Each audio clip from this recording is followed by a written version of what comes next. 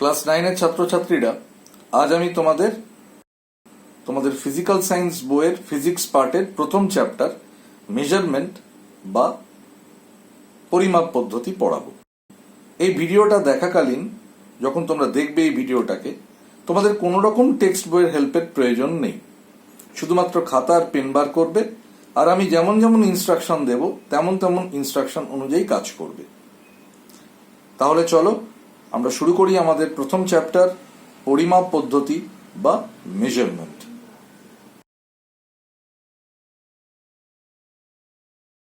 Class 9-এর ছাত্রছাত্রীরা, আমরা এই পরিমাপ বা মেজারমেন্ট এই চ্যাপ্টারের প্রথমেই আমাদের যে বিষয়টা জানতে হবে তার নাম হলো ভৌত রাশি বা প্রাকৃতিক রাশি, যেটাকে বলা হয় ফিজিক্যাল কোয়ান্টিটি। ফিজিক্যাল কোয়ান্টিটি কাকে বলে বা ভৌত রাশি প্রাকৃতিক রাশি কাকে বলে? সহজ ভাষায় বলতে গেলে যে সমস্ত প্রাকৃতিক বিষয় পরিমাপযোগ্য, অর্থাৎ যাদেরকে মেজার করা যায়, তাদেরকেই বলা হয় প্রাকৃতিক রাশি বা ফিজিক্যাল কোয়ান্টিটি বা ভৌত রাশি। উদাহরণ: দৈর্ঘ্য, ভর, সময়, উষ্ণতা, গতিবেগ, মানে লেন্থ, মাস, টাইম, টেম্পারেচার, ভেলোসিটি এক্সেট্রা। এই ভৌত রাশি বা প্রাকৃতিক রাশিকে দুটি ভাগে ভাগ করা হয়। একটা হচ্ছে স্কেলার রাশি আর একটা হচ্ছে ভেক্টর রাশি। স্কেলার রাশি তোমরা জানো, যে সমস্ত প্রাকৃতিক রাশির শুধুই মান আছে, কোনো অভিমুখ নেই, এবং যাদেরকে বীজগাণিতিক নিয়মে আমি যোগ বিয়োগ করতে পারি, তাকেই বলা হয় স্কেলার রাশি।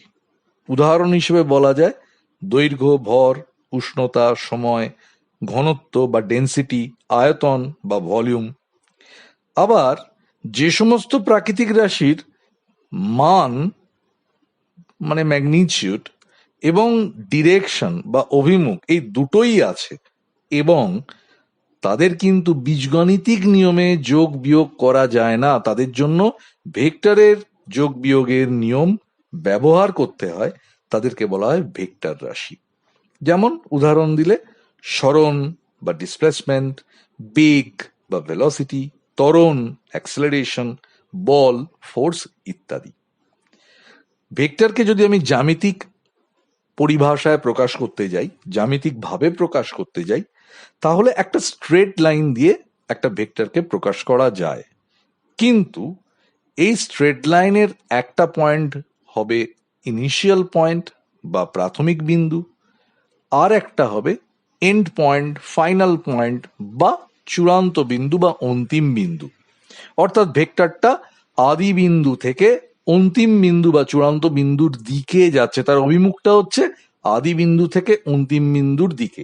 ঠিক তোমরা যখন এখানে দেখতে পাচ্ছ যেমনটা, এ বি একটা ভেক্টর, একটা সরল রেখা, যার তীর চিহ্নটা বি এর ওপরে দেওয়া আছে। তাহলে এ হলো আদি বিন্দু, বি হলো অন্তিম বিন্দু, এবং এটাকেই যখন আমি খাতায় লিখব, এ বি ক্যাপিটাল লেটার লিখে তার ওপরে একটা অ্যারোহেড দেবো, যে অ্যারোহেডটা এ থেকে বি এর দিকে যাবে, তবে আমি এটাকে বলতে পারবো এ বি ভেক্টর। কোনো ভৌত রাশিকে যদি আমরা পরিমাপ করতে যাই, সেই পরিমাপ কিন্তু তার একক ছাড়া তার পরিমাপ সম্পর্কে আমাদের ধারণা সম্পূর্ণ কখনোই হবে না। ভৌত রাশিকে সাধারণত প্রকাশ করা হয় তার সাংখ্যমান এবং এককের সাহায্যে। তাহলে এই বারে বারে আমি একক, যার ইংরেজি হলো ইউনিট, এই কথাটা বারবার বলছি। তার মানে এই একক বা ইউনিটের একটা প্রয়োজনীয়তা আছে পদার্থবিদ্যায়, বিশেষ করে এই ফিজিক্যাল কোয়ান্টিটি বা মেজারমেন্ট চ্যাপ্টারে। তাহলে আমি যদি একেবারে ডেফিনেশনের কথা ধরি, তাহলে কোনো ভৌত রাশির পরিমাপের ক্ষেত্রে ওই ভৌত রাশির একটা সুবিধাজনক ও নির্দিষ্ট পরিমাণকে প্রমাণ ধরে তুলনামূলকভাবে ওই ভৌত রাশির পরিমাপ করা হয়। ওই নির্দিষ্ট পরিমাণকে ওই ভৌত রাশিটির পরিমাপের একক বলা হয়। এটা হলো সংজ্ঞা।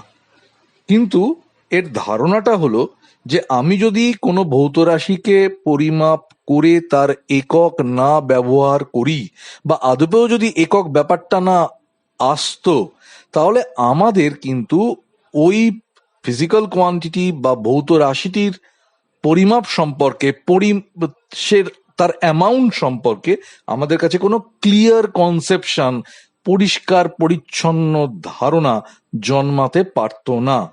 এই কারণেই কিন্তু আমাদের এই এককটা ব্যবহার করা হয়েছে। যেমন যদি তোমাকে বলা হয় যে কোনো একটা বস্তুর মাস বা ভর 1 গ্রাম, এটা বললেই কিন্তু তোমার কাছে ওর একটা ধারণা ক্লিয়ার হয় যে জিনিসটা হয়তো অত্যন্ত ক্ষুদ্র। এবার যদি আমি বলি যে কোনো একটা জিনিস যার মাস বা ভর 1 কেজি, তাহলে তোমার কাছে একটা ধারণা পৌঁছয় যে জিনিসটা বোধহয় একটু বড় সড়ই হবে। অর্থাৎ ভিন্ন একক ব্যবহার করলে, এককের সাংখ্যমান পরিবর্তন হলে কিন্তু আমাদের সেই বস্তু, সেই পদার্থ সম্পর্কে ধারণারও পরিবর্তন ঘটছে। অর্থাৎ পদার্থবিদ্যায় এই একককে কিন্তু ফেলে দেওয়ার মতো নয়, তাই এই এককটা আমাদের জানতে হবে। আর যখনই একক এলো, সঙ্গে সঙ্গে এককের ক্লাসিফিকেশনস বা ক্লাসিফিকেশনস অফ ইউনিটও চলে আসছে। দুভাগে ভাগ করছি আমরা, একটা হচ্ছে মৌলিক একক আর একটা হচ্ছে লব্ধ একক। মৌলিক একক হচ্ছে ফান্ডামেন্টাল ইউনিট, লব্ধ একক হচ্ছে ডিরাইভড ইউনিট। মূল বিষয় হচ্ছে যে সমস্ত ভৌত রাশির একক স্বতন্ত্র, স্বাধীন বা নিজে নিজেই নিজেকে প্রকাশ করতে পারে, তারা হলো ফান্ডামেন্টাল ইউনিট। যেমন একদম সহজভাবে বলতে গেলে দৈর্ঘ্য, ভর, সময়, লেন্থ, মাস, টাইম, এদের একক হলো ফান্ডামেন্টাল ইউনিটস।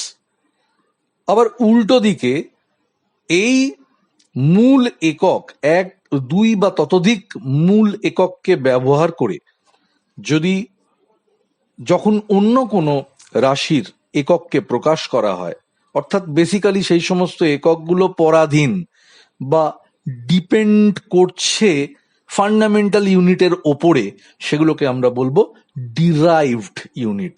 অর্থাৎ সেটা ডিরাইভ করা হয়েছে ফান্ডামেন্টাল ইউনিট থেকে। যেরকম বেগ, ত্বরণ, ভরবেগ, বল, কার্য, এরা সব হলো লব্ধ, বা এদের এককগুলো হচ্ছে সব লব্ধ একক। এবার আমরা আসবো এককের বিভিন্ন পদ্ধতি বা ডিফারেন্ট সিস্টেমস অফ ইউনিট। বেশ কিছুদিন আগে বিজ্ঞানীরা এককের বিভিন্ন পদ্ধতি ব্যবহার করতেন। সেগুলো হলো সিজিএস, এফপিএস, এমকেএস। কিন্তু এখন মূলত দুটো পদ্ধতি ব্যবহৃত হয়, একটা হলো সিজিএস আর একটা হলো এসআই পদ্ধতি। তো সিজিএস মানে হলো সেন্টিমিটার, গ্রাম, সেকেন্ড, প্রথম অক্ষরগুলোকে নিয়ে তৈরি হয়েছে সিজিএস পদ্ধতি। আর এসআই পদ্ধতি, যেটাকে বলা হয় system, international system of unit, সেই পদ্ধতিতে সেটা কিন্তু এসছে এমকেএস থেকে। এম মানে মিটার, কে মানে কিলোগ্রাম, এস মানে সেকেন্ড। এসআই পদ্ধতিতে যে মৌলিক একক বা মূল এককগুলো আছে সেগুলো আমি বলে দিচ্ছি, তার টেক্সটও তোমরা পেয়ে যাবে। এক হচ্ছে দৈর্ঘ্য, যার একক মিটার, প্রতীক এম। ভর কিলোগ্রাম, কেজি। সময় সেকেন্ড, এস। তাপমাত্রা কেলভিন, ক্যাপিটাল কে। তড়িৎ প্রবাহ অ্যাম্পিয়ার, ক্যাপিটাল এ। দীপন প্রাবল্য ক্যান্ডেলা বা স্মল সি স্মল ডি। পদার্থের পরিমাণ মোল, যেটা হচ্ছে MOL। এবার ইংরেজিতে বলতে গেলে দৈর্ঘ্য লেন্থ, ভর মাস, সময় টাইম, তাপমাত্রা টেম্পারেচার, তড়িৎ প্রবাহ কারেন্ট ইলেকট্রিসিটি, দীপন প্রাবল্য লুমিনাস ইন্টেন্সিটি, পদার্থের পরিমাণ দ্য অ্যামাউন্ট অফ ম্যাটার ইত্যাদি। এককবিহীন রাশিও আছে। এককবিহীন রাশি মানে হচ্ছে যেমন ধরো মৌলের পারমাণবিক গুরুত্ব, সেক্ষেত্রে একটি পরমাণুর ভর ডিভাইডেড বাই একটি হাইড্রোজেন পরমাণুর ভর, তাহলে পরমাণুর ভরের যে একক ওপর নিচে কেটে গেল, অর্থাৎ এটি একটি সংখ্যা বিশেষ হয়ে গেল, এটি একটি এককবিহীন রাশি হলো। আবার আপেক্ষিক গুরুত্বর ক্ষেত্রেও কোনো বস্তুর ভর ডিভাইডেড বাই 4°C তাপমাত্রায় সময়তন জলের ভর, ওপরেও ভর নিচেও ভর, কাটাকুটি হয়ে গেল, একটি সংখ্যা বিশেষ হয়ে গেল। তাহলে তোমায় যদি বলে এককবিহীন রাশির উদাহরণ দাও, হয় তুমি পারমাণবিক গুরুত্ব বলতে পারো বা আপেক্ষিক গুরুত্ব বলতে পারো। এবার এককের প্রতীক ব্যবহারের আন্তর্জাতিক কিছু নিয়ম আছে, যে নিয়মগুলো আমাদের একেবারে ফান্ডামেন্টাল কিছু নিয়ম আমাদের জানতেই হবে। যেমন যে সমস্ত একক কোনো বিজ্ঞানীর নাম অনুসারে গঠিত হয়েছে, সেই সব এককের প্রতীকে প্রথম অক্ষরটা বড় হরফের হবে, যেমন নিউটনের ক্যাপিটাল এন, কুলম্বের ক্যাপিটাল সি। তবে প্রতীকের বদলে তুমি যদি পুরো বানানটা লেখো তাহলে কিন্তু এগুলো সব ছোট হাতের হবে, অর্থাৎ স্মল এন দিয়ে শুরু করে নিউটন লিখবে, স্মল সি দিয়ে শুরু করে কুলম্ব লিখবে ইত্যাদি। এছাড়া গ্রামের ক্ষেত্রে জি, সেকেন্ডের ক্ষেত্রে এস, ক্যালোরির ক্ষেত্রে সিএল ইত্যাদি সব ছোট হাতের লিখতে হবে। যে কোনো ভৌত রাশির এককের প্রতীক সর্বদা সোজা মানে রোমান হরফে ছাপতে হবে, ইটালিক্সে বা বেঁকানো হরফে ছাপা যাবে না। ঠিক আছে, তুমি দেখবে metre, kilogram, metre per second, তাকে কখনো ওই ইটালিক্সের M KG, M by S এতে লেখা যায় না। তৃতীয়ত হচ্ছে বহু বচন বোঝাতে কোনো প্রতীকের শেষে এস বা ইএস ব্যবহার করা যাবে না, মানে 100 কিলোগ্রামস এরম করা যাবে না, কেজিএস লেখা যাবে না, বা 100 ক্যালোরিএস লেখা যাবে না। তবে তুমি যদি কোনো কারণে কিলোগ্রামটা পুরো কথায় লেখো বা ক্যালোরিটা পুরো কথায় লেখো, তারপরে তুমি এস বা ইএস যোগ করতে পারবে। আচ্ছা, ভাগ বোঝাতে তির্যক বা অবলিক লাইন ব্যবহার করা হবে, কিন্তু মাথায় রাখবে কোনো একটা ভৌত রাশির একটি এককের যেন দুটি এই অবলিক লাইন না থাকে। তোমরা পড়তে পড়তে আসবে সেরাম জায়গায়, যেমন আমি তোমাদের বলে দিচ্ছি আপেক্ষিক তাপ, স্পেসিফিক হিট, এর এসআই পদ্ধতিতে একক হচ্ছে জুল পার কেজি কেলভিন। এবার জুল পার কেজি আবার একখানা পার দিয়ে কেলভিন লেখা যাবে না, কিন্তু তাতে জুল স্ল্যাশ মানে পার, কেজি ডট কেলভিন এরাম লিখতে হবে। কোনোভাবেই তার মাঝখানে যেন দুটো স্ল্যাশ বা দুটো ভাগ ব্যবহার করা না হয়। কোনো এককের মাঝে বা শেষে ডট চিহ্ন দেওয়া যাবে না, যেরম centimetre c dot m dot ব্যবহার করা যাবে না, ক্যালোরি লিখে তারপরে সিএএল পরে ডট ব্যবহার করা যাবে না। ঠিক আছে। আচ্ছা, দুটো এককের গুণফলের ফলে কোনো একক যদি গঠিত হয়, তাহলে তার মাঝখানে তুমি ডট বা একটা ফাঁকা দিতে পারো। যেরকম আমি তোমায় যদি বলি মোমেন্টাম, মোমেন্টাম মানে হচ্ছে ভর ইন্টু গতিবেগ, তাহলে ভরের জন্য মনে করো জি এলো, আর গতিবেগের জন্য মনে করো সেন্টিমিটার পার সেকেন্ড এলো। তাহলে এর মাঝখানে তুমি গ্যাপ দিতে পারো বা ডট দিতে পারো, কারণ এক্ষেত্রে দুটো গুণ হচ্ছে। ঠিক আছে। আচ্ছা, দৈর্ঘ্যের একক সিজিএস পদ্ধতিতে সেন্টিমিটার, এসআই পদ্ধতিতে মিটার। ভরের একক এসআই পদ্ধতিতে কিলোগ্রাম, সিজিএসে গ্রাম। সময়ের একক যে কোনো ইউনিটের ক্ষেত্রেই, সিস্টেম অফ ইউনিটসের ক্ষেত্রেই এটা হচ্ছে সেকেন্ড। আয়তনের একক, আয়তন মানে আমরা কি জানি, যে কোনো বস্তু যে জায়গা অধিকার করে থাকে সেটাকেই বলা হয় তার আয়তন বা ভলিউম। এইবার সিজিএস পদ্ধতিতে আয়তনের একক হচ্ছে সেন্টিমিটার কিউব বা কিউবিক সেন্টিমিটার। এসআই পদ্ধতিতে আয়তনের একক হচ্ছে মিটার কিউব। তো আয়তনও কিন্তু একটা লব্ধ একক, কারণ দেখো এখানে সেন্টিমিটারকে 3 বার গুণ করে এবং মিটারকে 3 বার গুণ করে এর একককে প্রকাশ করা হয়েছে, অর্থাৎ মূল একক 3 বার ব্যবহৃত হয়েছে। এছাড়া তরল পদার্থের আয়তন পরিমাপের জন্য আমরা লিটার বলে একটা একক ব্যবহার করে থাকি। সেটা হচ্ছে 4°C উষ্ণতায় 1 কিলোগ্রাম বিশুদ্ধ জলের আয়তনকে বলা হয় 1 লিটার। এখন কিছু কনভার্সন রয়েছে, যেমন 1 লিটার সমান সমান 1000 সেন্টিমিটার কিউব, বা 1 কেজি ইকুয়ালস টু 1000 গ্রাম, এই কনভার্সনগুলো তোমাদের একটুখানি মাথায় রাখতে হবে।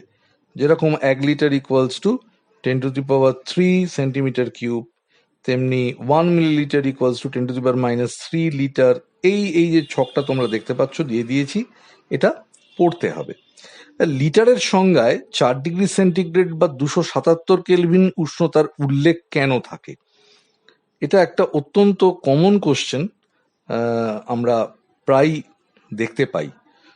সাধারণত জলের উষ্ণতা বৃদ্ধি পেলে তার আয়তন বৃদ্ধি পায় এবং উল্টো দিক থেকে ঘনত্ব কমে, কারণ আমরা জানি আয়তন এবং ঘনত্ব পরস্পর রেসিপ্রোকাল। কিন্তু জলের ক্ষেত্রে 0 ডিগ্রি সেন্টিগ্রেড থেকে 4 ডিগ্রি সেন্টিগ্রেড উষ্ণতা পর্যন্ত এই নিয়মের ব্যতিক্রম লক্ষ্য করা যায়, এবং যে কারণে 0 ডিগ্রি সেন্টিগ্রেড থেকে জলের উষ্ণতা বৃদ্ধি করতে থাকলে জলের আয়তন ক্রমাগত কমতে থাকে, এবং উল্টো দিকে আয়তন কমা মানে ডেন্সিটি বাড়তে থাকবে, এবং বাড়তে বাড়তে 4 ডিগ্রি সেন্টিগ্রেড উষ্ণতায় গিয়ে ওর ডেন্সিটি হবে হাইয়েস্ট, ম্যাক্সিমাম। তখন এর মান হবে কিন্তু তখন এর ডেন্সিটি হবে 1 গ্রাম পার সিসি। এরপর যদি উষ্ণতা আরো বাড়ে তখন জলের আয়তন আবার বাড়তে শুরু করবে, ঘনত্ব কমতে শুরু করবে। তাহলে এখান থেকে একটা ব্যাপার পরিষ্কার বোঝা গেল যে এরম জলের একটা ব্যতিক্রমী ব্যাপার ঘটে। তাই নির্দিষ্ট আয়তন পেতে গেলে জলের নির্দিষ্ট উষ্ণতার উল্লেখ করার প্রয়োজন। এই জন্য লিটারের সংজ্ঞায় 4 ডিগ্রি সেন্টিগ্রেড উষ্ণতা বা 277 কেলভিনের উল্লেখ থাকে। এরপরে আমরা যেটা পড়বো সেটার নাম হলো ডেন্সিটি বা ঘনত্ব। ঘনত্ব বা ডেন্সিটি কি? কোনো পদার্থের একক আয়তনের ভরকেই বলা হয় তার ডেন্সিটি। Mass per unit volume is called the density. এই ডেন্সিটির ফর্মুলা হচ্ছে D ইকুয়ালস টু m/v, যেখানে D হলো ডেন্সিটি, m হলো মাস বা ভর, বাই v হলো আয়তন বা ভলিউম। সিজিএস পদ্ধতিতে এর একক হচ্ছে গ্রাম পার সিসি, আর এসআই পদ্ধতিতে এর একক হচ্ছে কিলোগ্রাম পার মিটার কিউব। সেই অর্থে 1 কিলোগ্রাম পার মিটার কিউব আমি যদি এটাকে গ্রাম পার সিসিতে প্রকাশ করি তাহলে আমি পাবো 1 gram per CC equals to 1000 KG per metre cube. এটা আমি এখানে দিয়ে দিচ্ছি, তোমরা দেখে নাও। এরপরে দুটি অঙ্ক আছে, এই অঙ্কটা অবশ্যই তোমরা বাড়িতে করবে, করা থাকলে আবার করবে। 50 সেন্টিমিটার কিউব পারদের ভর 680 গ্রাম হলে পারদের ঘনত্ব কত? করবে এখান থেকে। একটা খালি বোতলের ভর 100 গ্রাম, বোতলে তরল দ্বারা পূর্ণ করার পর ভর হলো 250 গ্রাম, তরলের আয়তন 100 সেন্টিমিটার কিউব হলে তরলের ঘনত্ব কত? করে দেওয়া আছে, করবে। আমরা আমাদের দৈর্ঘ্য পরিমাপের জন্য বিভিন্ন রকম ক্ষুদ্র এবং বৃহৎ একক ব্যবহার করে থাকি। তার মধ্যে বেশ কিছু একক তোমাদের জানা অবশ্যই কর্তব্য, যেমন micron. 1 micron equals to 10⁻⁶ metre. সাধারণত আণুবীক্ষণিক বস্তুর আকার পরিমাপ করতে ব্যবহার করা হয়। বা অ্যাংস্ট্রম, এটা তোমরা বহুবার শুনেছ। 1 অ্যাংস্ট্রম ইকুয়ালস টু 10⁻10 মিটার। আলোর তরঙ্গ দৈর্ঘ্য বা ক্রিস্টাল স্ট্রাকচার বোঝার জন্য এই এককটার দরকার হয়। ফার্মি,